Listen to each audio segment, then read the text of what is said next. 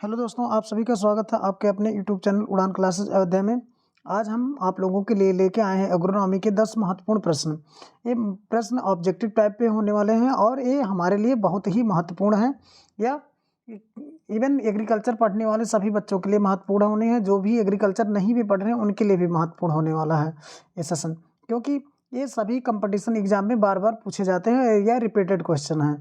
तो आइए देर ना करते हुए देखते हैं हम क्या क्या क्वेश्चंस हमारे लिए हैं और बहुत ही महत्वपूर्ण है। इसलिए वीडियो स्किप मत करिएगा, वीडियो को पूरा देखिएगा और चैनल को लाइक शेयर एवं सब्सक्राइब भी करिएगा।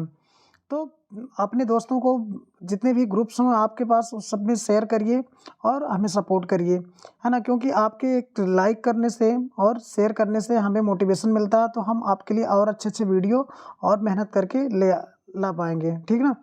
तो देखिए, आइए देख लेते हैं समांतर सफसली खेती का निम्नलिखित में से कौन सा एक उदाहरण है। समांतर सफसली यानी समांतर क्रम में और सफसल एक ही साथ खेती किया जाए, है ना। तो इसमें होगा आपका पहला ऑप्शन सही होगा, मक्का और सोयाबीन, है ना। तो समांतर सफसली खेती का उदाहरण क्या हो गया, मक्का और सोयाबीन।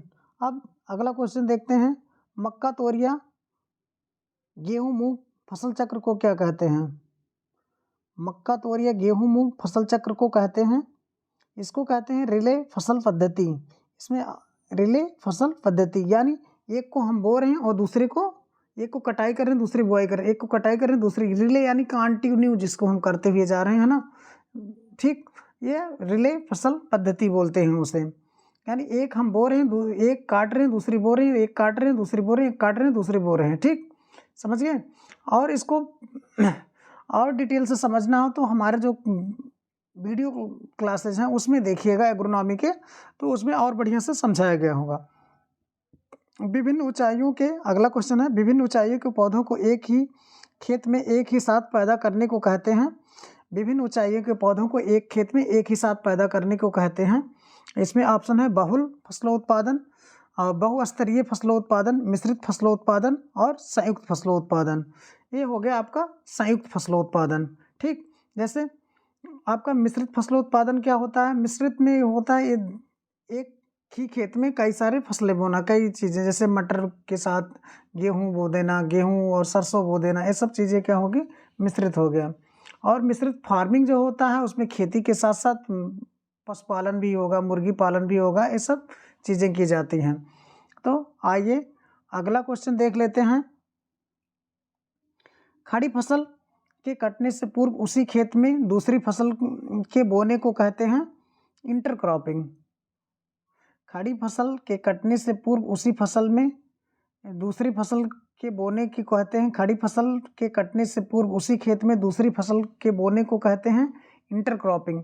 यानी एक फसल कट नहीं पा रहा और दूसरी फसल को हम बुआई कर दे रहे हैं, तो उसे क्या कहते हैं, इंटरक्रॉपिंग कहते हैं। जैसे हमने अभी रिले क्रॉपिंग देखा, एक फसल कट रही है दूसरी फसल बो रही है, यानी कंटिन्यू जिसको कह रहे हैं, है ना। इंटरक्रॉपिंग यानी कि जे दूसरी एक फसल कट नहीं पा रही है और दूसरी फसल बो दे रहे हैं उसी खेत में।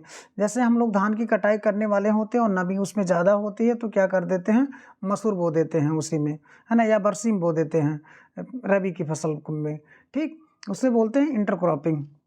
अब मिश्रित खेती किसे कहते हैं, मिश्रित खेती किसे कहते हैं। मिश्रित खेती में क्या होता है, शस्य उत्पादन और पशुधन उद्यम साथ साथ होते हैं और पूर्ण आय का 50-50% दोनों से प्राप्त होता है। मिश्रित खेती या मिश्रित फार्मिंग इसे बोलते हैं। इसमें क्या होता है, इसे आगे भी हमने समझाया है। इसमें शस्य यानी फसल उत्पादन होगा, पशुपालन होगा, दोनों क्या होगा, साथ साथ होगा और दोनों में 50-50% आय भी होगा, ठीक।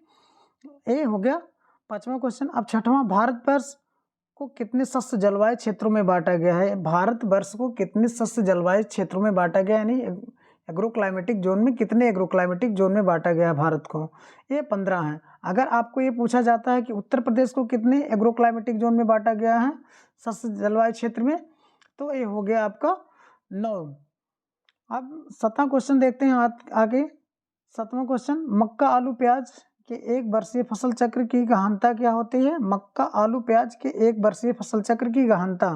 अब गहनता हम देखते हैं कि कितने एक ईयर में हम कितने ज़्यादा फसल उगा लेते हैं, इसको गहनता से वो करते हैं, ठीक, तो ये हो गया 300%। अगला क्वेश्चन देख लेते हैं। एक कतार अरहर के बाद 2 कतार मूंग की बुआई क्रम से किस का उदाहरण है? एक कतार अरहर के बाद 2 कतार मूंग की बुआई क्रम से किसका उदाहरण है ना? या किस फसल पद्धति का उदाहरण है? ये मिश्रित शस्य उत्पादन या सहफसली का उदाहरण है। ठीक, ये पैरेलल क्रॉपिंग हुआ, नहीं होगा, रिले क्रॉपिंग नहीं होगा, सिनर्जेटिक क्रॉपिंग नहीं होगा। ठीक, एक कतार के बाद, एक कतार अरहर के बाद 2 कतार मूंग की बोना हो गया आपका मिश्रित शस्य उत्पादन या सहफसली खेती। अगला क्वेश्चन देख लेते हैं। पॉपुलर के साथ सहफसली खेती के लिए निम्न फसलों में से कौन सा सर्वाधिक उपयुक्त है? पॉपुलर के साथ सहफसली खेती के लिए निम्न फसलों में से कौन सा सर्वाधिक उपयुक्त है? अब पॉपुलर के साथ आप मटर उगा सकते हैं, है ना। धान नहीं उगा सकते क्योंकि धान की रोपाई करने के लिए क्या करना, पलेवा करना पड़ता है। ठीक, तो आइए अगला क्वेश्चन देख लेते हैं।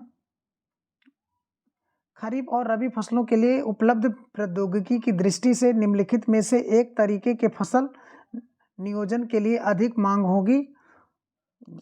क्वेश्चन को रिपीट कर देते हैं। खरीफ और रबी फसलों के लिए उपलब्ध प्रौद्योगिकी की दृष्टि से निम्नलिखित में से एक तरीके से फसल नियोजन के लिए अधिक मांग होगी बहुफसली सस्यन की।